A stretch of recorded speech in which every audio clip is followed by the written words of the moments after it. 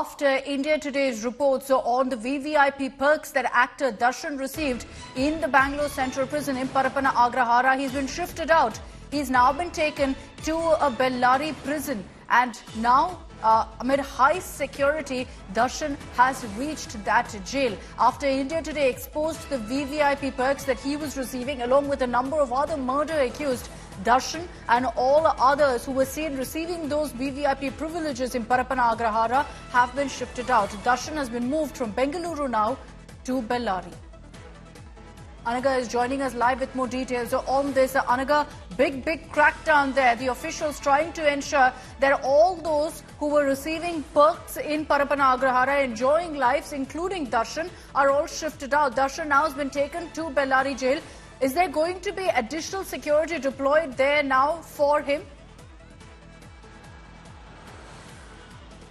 Well, that's right, Akshita. Darshan has been moved to Bellary prison, and there will be additional security for Darshan. He is likely to be placed inside a high security cell inside the Bellary prison. He was moved out of Parappana Agrahara prison in Bengaluru in the wee hours of this morning.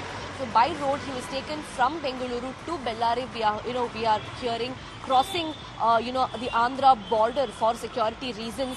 So Darshan has now reached Bellary prison. Not just Darshan, Akshita, all the other accused in the Renukaswamy murder case have been shifted to different prisons spanning across Karnataka, from Shivamogga prison, Dharwad prison, Belagavi prison, Bijapur prison, Mysore prison as well. So across Karnataka, the length and breadth of Karnataka, all the murder accused in Renukaswamy's case have been divided and split across. However, the A1 in this case, Pavitra Gowda, will continue to remain in Bengaluru's Parappana Agrahara prison, is what we are hearing.